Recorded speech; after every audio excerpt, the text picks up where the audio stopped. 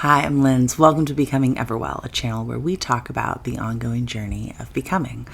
I'm a former high school English teacher who believes that a self-education extends far beyond academics, and I write stories about the small, sacred moments of clarity that come about in the pockets of life. Today's story is about thick skin and whether or not it's a good thing. I make sense of life by writing about real everyday stuff that makes us who we are. Some of these snapshots are fun, some are more serious. Maybe they'll open up something in you too. Let's grow. National Geographic created a show called Underdogs that had my household captivated. Narrated by Ryan Reynolds, the show is about the super zeros of the animal kingdom, meaning that rather than focusing on the typical heroes like lions, elephants, cheetahs, and the like, the show takes us into the less glamorous world of nature's most peculiar and undesirable creatures. The animals' various behaviors, characteristics, and superpowers are often hysterical, sometimes disturbing, and mostly fascinating. For a good laugh, Google the show's trailer. One star of Underdogs is a honey badger. You may know the honey badger's reputation. Mean, solitary, fearless, seemingly indestructible.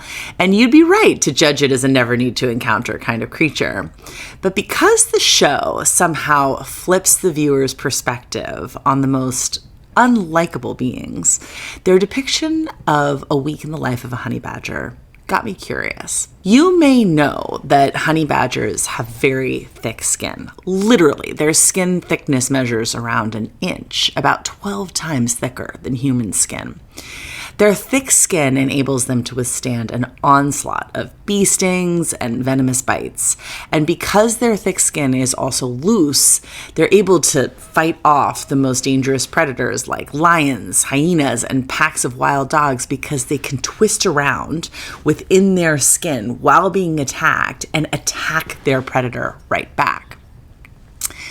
But I wonder, although the honey badger has thick enough skin to survive horrible conditions, does the honey badger experience the hurt that comes with each incident it faces? I mean, obviously we can't ask the honey badger what it feels, but if they have sensation and feel the hurt on some level, I can't help but wonder if their thick skin is actually what makes them so defensive, so ferocious, so mean.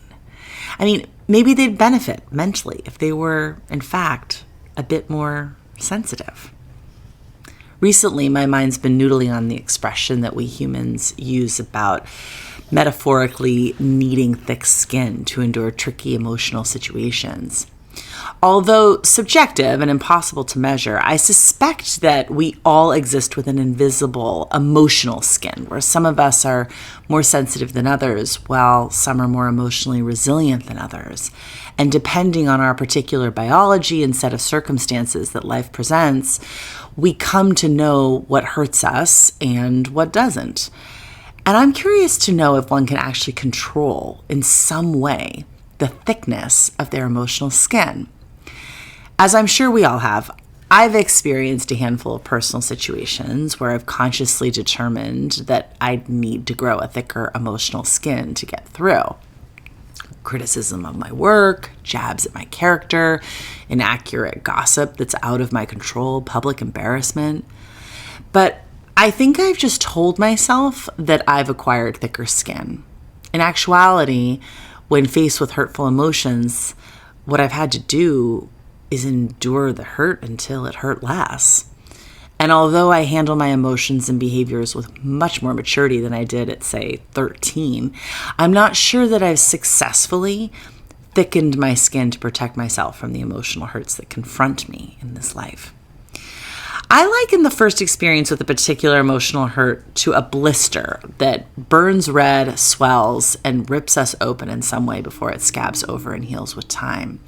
And unless we've become so accustomed to that kind of hurt that we've created a hardened callus, my experience has shown me that the blister comes back with the next hurt. Barring extreme life circumstances, are we ever truly calloused enough to prevent the hurt when hurtful things happen. Like, does a mean-spirited comment ever not hurt? Does a deliberate exclusion from a peer gathering ever not hurt? Does an unexpected embarrassment ever not hurt? Truth is, I've often wished that my emotional skin were naturally thicker. When my feelings are stung, or my child's been mistreated, or I've been misrepresented in a damaging way, if the hurt comes from a source I respect, I can lose too many hours to the emotional toll it takes on my spirit. But also, objectively, I can't help but wonder how these kinds of emotional hurts might be positively helping my inner growth as well. So when I gave birth to my babies, for instance, I was one of those women, and some call us crazy, who wanted to feel the whole labor and birth. My pregnancies had no complications, so I gave myself permission to lean into my desire to know all the sensations without being numb to any of it. Now, it hurt. I won't sugarcoat it. It actually killed. I definitely said out loud, I feel like I'm being ripped in half. But ultimately, I got to feel it all. And giving birth once with full access to my sensations didn't make the second birth or the third hurt any less. I mean, sure, I had an idea of what to expect, but it hurt all the same. But because I've endured and survived those intense physical sensations, I'm markedly braver, more confident, and more self-trusting. So the hurt was worth the inner growth. Of course, childbirth in this context is physical hurt, but I wonder if the same value add for inner growth holds true if we shift to the landscape of emotional hurt. And I suspect that emotional hurts can help us if we expect that they will. So let me explain.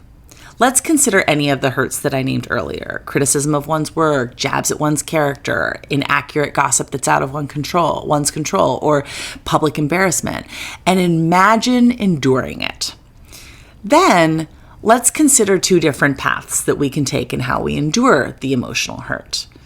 Path 1, mull the hurt over in your mind on repeat. Retell the hurt to anyone who will listen, get defensive about the hurt, express anger about the hurt, hate on the others involved, deflect one's own role in the hurt, hide away, live in fear. Essentially, this path is choosing to stay stuck in the hurt. Or path 2, feel the hurt fully, express your feelings to a trusted loved one about the hurt, get professional help processing the hurt if needed. Get curious and ask yourself, is there any truth to this? What is my responsibility with this? What can I learn from this? Communicate directly with anyone involved to clear the air. Essentially, this path is choosing to grow forward in a positive way because of the hurt. It's not black and white science. Personally, I continue to struggle my way through emotional hurts, no doubt. But I'll choose path 2. Feel, reflect, learn, and communicate every time, no matter what. I choose to live with the mindset that emotional hurts will inevitably help me. So I try my hardest to focus on the learned outcome more than the hurt itself.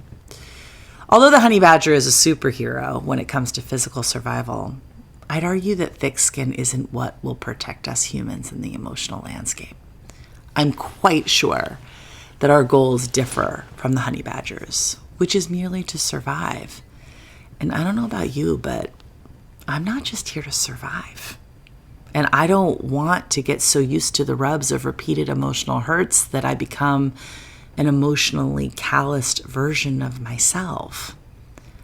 I believe that we are designed to feel and communicate and connect in meaningful, peaceful, and love-rich ways. And I wonder, might sensitivity actually be the human superpower? Let's keep growing. I'm Lindsay Hurdy. Learn more about me and my offerings on my Substack, lindsayhurdy.substack.com. And if you've got important memories and sentiments to preserve in writing but need some support in the process, consider me your letter lady. My letter writing services can be found at foreverletterwriting.com. Whether you're here for help with writing, a desire for inner fulfillment coaching, which I offer, or for the quiet inner growth that hopefully accompanies my stories, I'm grateful that you're here. I'm sheathing you in blue. And if you don't know what that means, check out my video called The Perfect Blue to learn all about it. Until next time. Be sure to like and subscribe and click that bell to get alerts for new posts. I'd be ever grateful.